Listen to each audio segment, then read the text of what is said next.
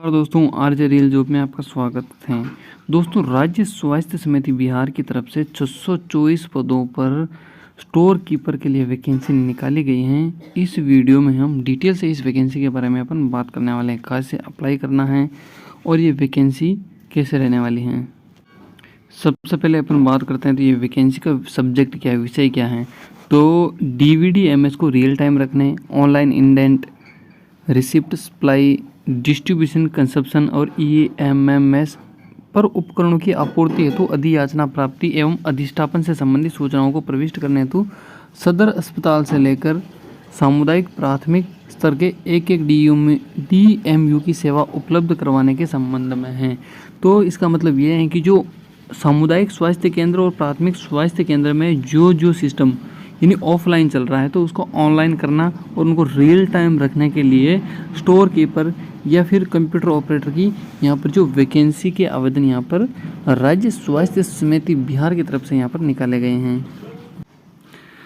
Point number 2 में लिखा गया है कि उक्त निर्णय के आलोक के निर्देशानुसार राज्य के सदर अस्पताल, 50 अनुमंडलीय अस्पताल, 40 रेफरल अस्पताल, ठीक है, इसके बाद 258 सामुदायिक स्वास्थ्य केंद्र, 241 प्राथमिक स्वास्थ्य केंद्र में एक डीएमयू यानी टोटल मिला के कितने हो रहे हैं 624 डीएमयू की यहाँ पर जो इन्होंने वैकेंसी निकाली गई हैं। पॉइंट नंबर 3 में लिखा गया है कि एजेंसी मासिक आधार पर भुगतान हेतु विपत्र राज्य स्वास्थ्य समिति बिहार को समर्पित करेगी। इस आधार पर भुगतान राज्य स्वास्थ्य समिति बिहार द्वारा किया जाएगा। यानी जो एक प्राइवेट एजेंसी सारा जो पेमेंट है राज्य स्वास्थ्य समिति बिहार को देगी और राज्य स्वास्थ्य समिति बिहार ही इनको सारा पेमेंट जो अपने पात्र को देगी। इसके बाद अपन बात करते हैं कि ये सारी जो वैकेंसी है वो कोई सरकारी वैकेंसी नहीं है, इसमें सरकारी वैकेंसी लेकिन सारे जो पद हैं वो संविदा पर रहने वाले हैं, इसमें आपको कोई परमानेंट गवर्नमेंट जॉब नहीं रहने वाली है। पॉइंट नंबर 3 में लिखा गया है कि ईपीएफ और ईएसआई का अनुपालन एजेंसी द्वारा सुनिश्चित किया जाएगा। एजेंसी ईपीएफ और ईएसआई की भुगतान की जो विवरण राज्य स्वास्थ्य समिति बिहार करेगी। मतलब जो टोटल सारा जो हिसाब है वो सारा कुछ गवर्नमेंट के अंडर यहाँ पर रहने वाला है।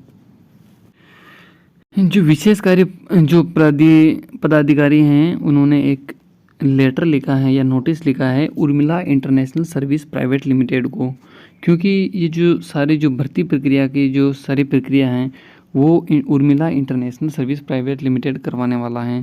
ठीक है, इसका एड्रेस यहाँ पर आप देख सकते हो, software polytechnic college Patna Bihar 800013, ये इसका एड्रेस रहने वाला है। ठीक है, तो यहाँ पे जाके आप या ऑनलाइन या किसी भी तरीके से आप इस वैकेंसी के बारे में जानकारी प्राप्त कर सकते हो या फिर इसके लिए आप अप्लाई कर सकते हो। यहाँ पर अपन वैकेंसी को समझ सकते हैं कि कौन कौन से एरिया में के अकॉर्डिंग यहाँ पर कितनी कितनी वैकेंसी निकाली हैं। तो सबसे पहले अपन अरियर का समझते हैं। तो अरियर एरिया में डीएच की 1, एसडीएच की 1, सीएससी की 6, पीएससी की 3, यानी टोटल यहाँ पर 11 वैकेंसी निकाली गई। इसी तरीके से अलग अलग डिस्ट्रिक्ट की, जैसे भोजपुर की डीएच की 1, फिर 1, 9, 5, यानी टोटल वैकेंसी यहाँ पर 16 रखी गई हैं। तो इसी तरीके से इन्होंने जो टोटल 624 वैकेंसी है इसका यहाँ पर डिस्ट्रीब्यूशन यहाँ पर किया गया है। यहाँ पर मैं उर्मिला जो इंटरनेशनल जो सर्विस प्राइवेट लिमिटेड है इसकी ऑफिशियल जो वेबसाइट पर आ गया हूँ। यहाँ पर अपन चेक करते हैं कि इनके जो कॉन्टैक्ट नंबर और एड्रेस वगैरह क्या क्या हैं। तो सबसे पहले अपन हेड ऑफिस की एड्रेस की बात करते हैं। तो जो मैंने आपको वीडियो में दिखाया गया है, ठीक है, वो ये एड्रेस यहाँ पर रहने वाला है। इसके अलावा अगर आप कांटेक्ट करना चाहते हो तो यहाँ पर ईमेल आईडी आपको दे रखी है। ठीक है, यहाँ पर आपको ईमेल आईडी दे रखी है, यहाँ इस नंबर पे कॉल कर सकते हो या इस नंबर पे आप व्हाट्सअप कर सकते हो। अगर वीडियो में जानकारी अच्छी लगी तो एक बार चैनल को सब्सक्राइब करें और वीडियो को लाइक, शेयर और सब्सक्राइब ज़रूर करें। जय हिंद, जय भारत, धन्यवाद।